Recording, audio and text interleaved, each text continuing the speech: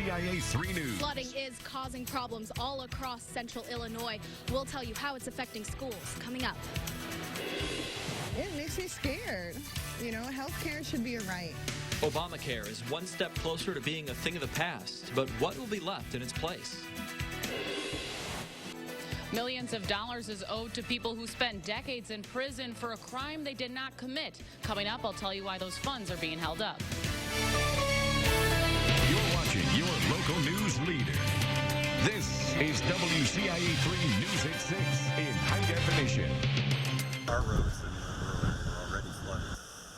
Getting to school was a challenge this morning, and when they got there, many were sent right back home. Good evening, I'm Aaron Bennett. And I'm Jennifer Roscoe. 24 hours of rain have caused a share of problems for central Illinois. We are under a flash flood watch until tomorrow morning. Streams and rivers continue to rise.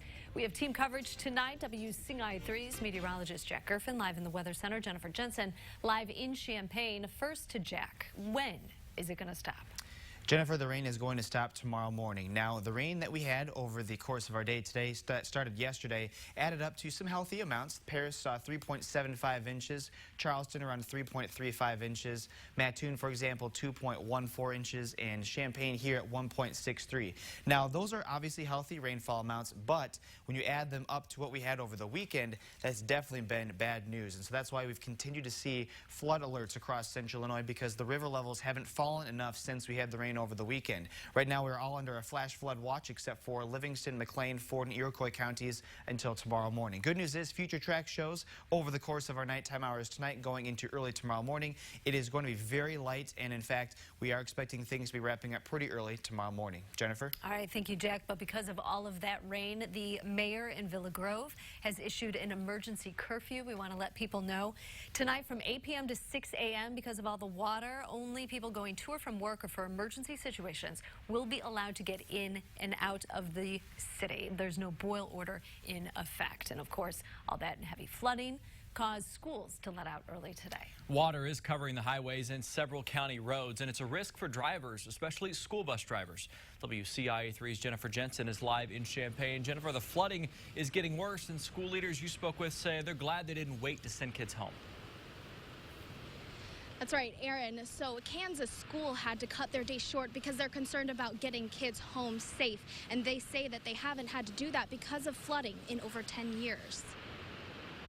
Getting to school this morning has been a challenge. Our roads are already flooded. Darcy drove his daughter to school early this morning, but now the classrooms are deserted. It's unusual for a school day. We'd seen the water levels rising. Kids watched through the classroom windows as roads flooded right outside. At 9:30, Kansas school got a call from other districts saying they were concerned about the water. By 10:30, the superintendent made a judgment call. I called here to notify the parents that we would close school about 10:30. The concern was for the kids' safety and also for the bus drivers. With the water levels rising on the country roads, the bus drivers not knowing if those roads were still there under the water. If you get these buses on the country roads, you can't turn around, you have to back up. And backing a bus up for several miles on a curvy road in the rain is not a pleasure. It's been 10 years since they've had to close the school due to flooding. Principal Lowry says the water pools in town, so it floods quickly. Flooded highways and roads are making it difficult for school buses to get the kids home safely. One bus driver I talked to before we go back into attendance on Monday, she's personally going to drive out and look at a couple bridges she has to cross to make sure she feels they can handle the bus. Hopefully by Monday, a nice weekend will clear everything off and we'll be ready to go then. Here in Champaign, there are just a few puddles on the road, nothing major, but it is raining as we speak. And many schools say that they will be closed tomorrow as well. So if you live in those rural areas and you're concerned about your kids' school, go to our website at illinoishomepage.net and we'll have a listing of all of the early dismissals and closures posted there. Live in Champaign, Jennifer Jensen, WCIA 3, your local news leader. All right, Jennifer, thank you so much. Now, flooding is making it hard to get in and out of a number of towns in central Illinois, including Villa Grove. We just told you about that emergency curfew there in that city. People sent in pictures of their homes to us this morning, and some of them are submerged. Streets are covered in feet of water. One man says he's been watching it all day and saw the water level rise 5 inches in 1 hour. Right this minute, it's going to get my shed within the next hour. It's got, we're at about a 7-inch rise per hour. It should get into my garage within the next 3 to 4 hours. I've emptied that shed, it's on higher ground.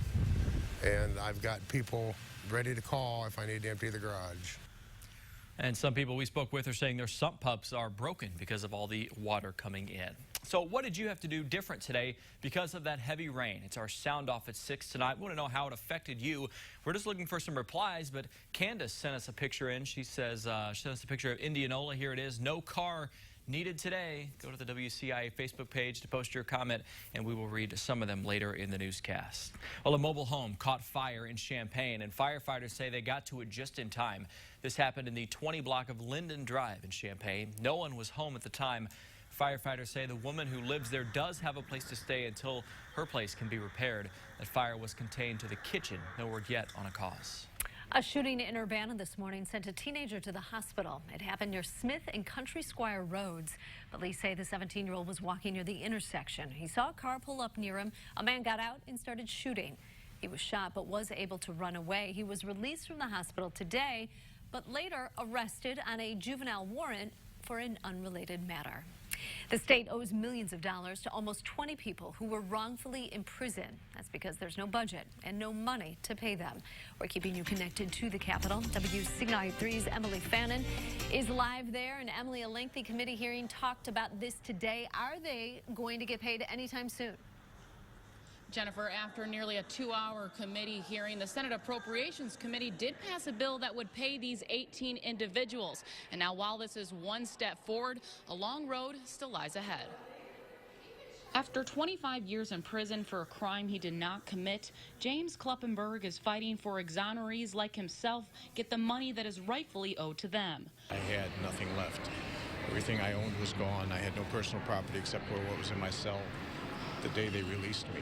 As of January, more than a dozen people are struggling to get by after being released. Combined, they are owed close to $3 million from the Court of Claims. But because of the budget impasse, the money is not there to pay them. Kloppelberg says a certificate of innocence is not enough. I had $14 and I believe 70-some cents on my prison account at the time. They handed that to me and they opened the door and they said, leave. Soon help can be on the way. A bill passed the Senate Appropriation Committees that would ensure these exonerees get compensated. That's why I'm able to differentiate your situation from versus anybody else that might come in here with, their own kind of crisis situation. Members of the Illinois Innocence Project say while this is a big step forward, the fight is not over.